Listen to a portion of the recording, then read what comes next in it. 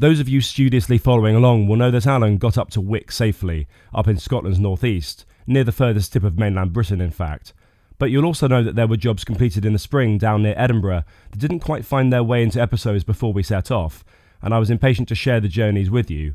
So another brief look back, and before we talk windows, let's address the elephant in the room. Good evening, team.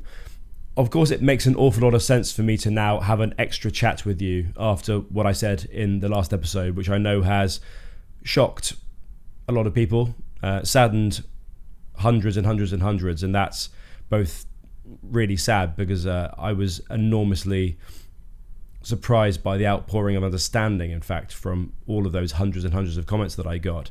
A few of you, so few actually, far fewer than I expected, obviously knew everything all along, were much cleverer than everyone else who supported the project, and probably didn't get enough support or encouragement when they were children, and should probably have a word with themselves.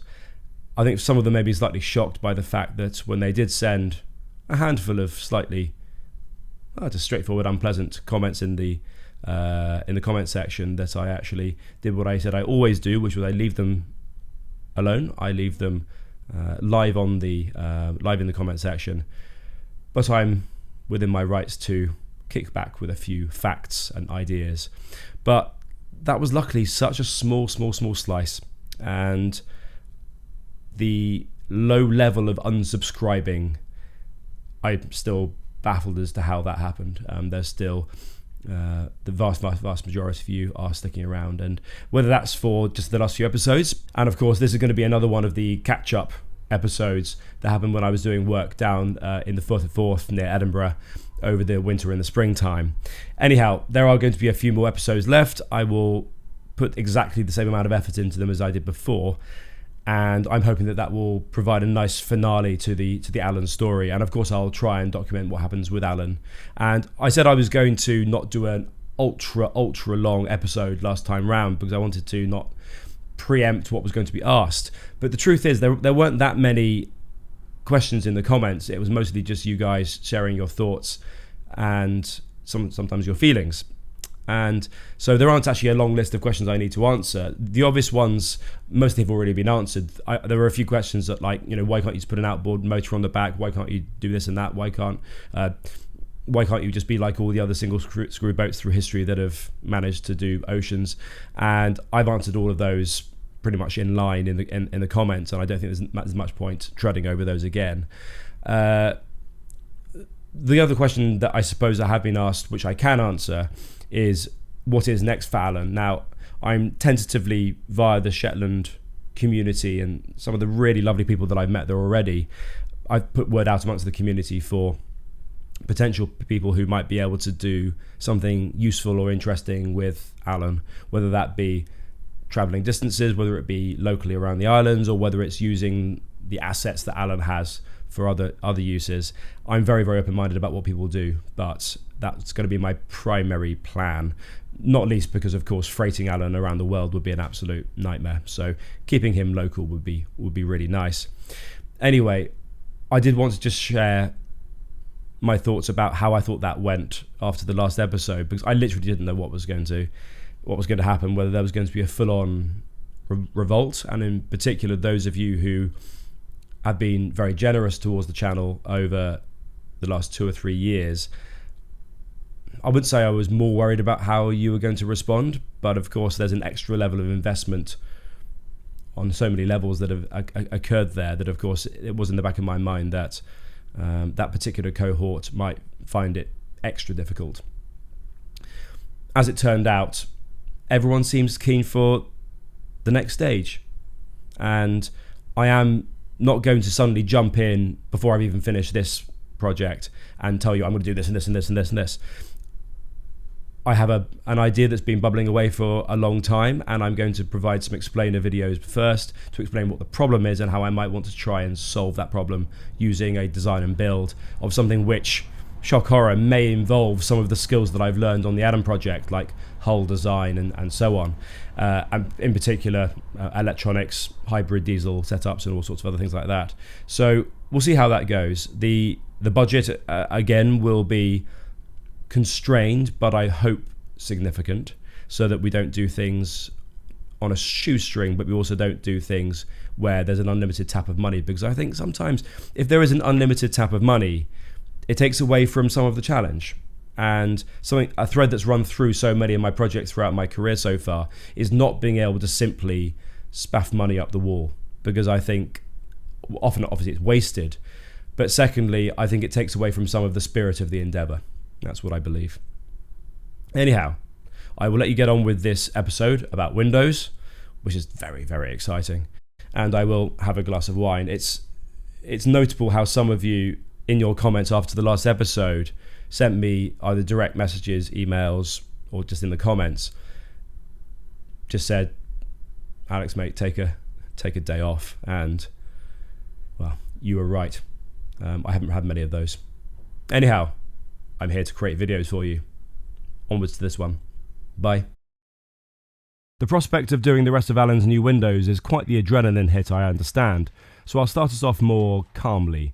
I've laid down some thin cardboard to protect my white ply racking surfaces to date, but cardboard is hardly a long-term solution, and it can get damp in the winter months. So I've applied an anti-mark and anti-scratch protective film.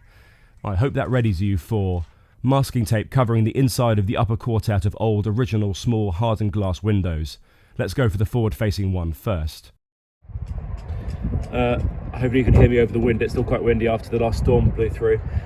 These tram lines are going to be absolutely fine, but as you can see, the 2.5 centimetre line that's going to be there and there, that's going to run straight through the bolts. So I'm actually going to have to take this frame out. I was hoping to be able to cut the whole thing out neatly like I'm doing with the other ones, but unfortunately I'm going to have to remove these and then unscrew at least top and bottom. We'll see how we go. These little plastic caps were some of the first things I did to Alan, months before I even thought about documenting the project on YouTube. Beneath the caps lived domed bolt heads that hold the glass frame in place, and my method was to attach the caps with a dab of all-weather sealant and then coat multiple times when the paint job came around. That combination held them on, but meant I'd still be able to access the screw heads for moments like this. Once the cutting zone was clear of lumps of steel, I chose my weapon for the next stage. Normal fine-tooth jigsaw blades designed for metal blunt fast and overheat when cutting fiberglass, as the glass component of laminates is of course hard and does not dissipate heat well. These ones are expensive, but the teeth stay intact. However, hard often means brittle, and this happens if you twist whilst cutting. The pack of 3 blades kept us in business though, and I did my best to keep the slicing straight, even at the odd angle. Although the window isn't going to be reused, as they are single pane and picked up plenty of scratches through their lives of mixed ownership, I'm not just carelessly yanking them out. The main reason being that I don't want to crack the safety glass and end up with a shower of tiny little cubes of glass all over me. I do try to learn lessons at each point they are taught, but perhaps the one that may need revisiting is when you're told not to use cheap masking tape, and if you do, certainly don't leave it on for more than a few hours. The sticky pane of tape I created internally did manage to collect and hold on to the majority of dust and debris from the cutting and yanking out job though. From the driving console then to the bow. This one was actually the new window I was most excited about, promising the largest area increase of any of the replacements. Alan's bow end interior has always lacked natural light, so this will do it the world of good, but I need to stop short of compromising the bow hatch's stiffness. It keeps the sea out, and that's rather useful. Out this one comes too, and complete with the closed cell foam that covers the inside. Slices with a long sharp knife matching the jigsawed shape will hopefully mean I only need to tidy it all up with a new edging tape as a last job. It's already looking much better, and of course now time for the protective films to come off and let through all of that northern sunlight. A wild improvement, and as good as we'll manage without a giant design change like some people have with their lifeboats, when they cut out vast skylights into the upper shells, losing all the insulation as they go. More film comes off the stern window so Alan's driver can see who's about to overtake us, which is everyone. And much in the same way I affixed the 10mm thick cast acrylic to the first hatch window in the last window episode, I bonded it on, and then secondarily bonded with plenty more around the full perimeter, which also completed the seal. Condensation is noticeably better than on the old glass ones, but I have a plan to achieve a number of lofty, important goals, including reducing this yet further. A few layers of lightweight, basic, rot-resistant ethafoam, and then my standard adhesive foil wrap. Each can be fitted bespoke to each window, labelled, and then act as a nighttime blackout, insulation to stop condensation and heat loss, and a sunlight reflector for hot summers. The windows like this one will surely thank me in the fullness of time.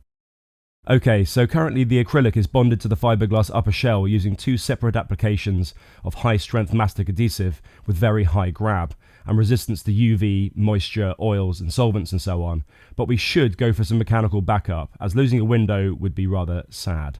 I've cut a large number of corrosion-resistant marine-grade aluminium strips of thin bar to match all the various dimensions for all the windows. There's no need for a full bezel or frame for each. These will simply perform the jobs of clamps at both top and bottom, and I'll run bolts carefully through and secure them inside the shell.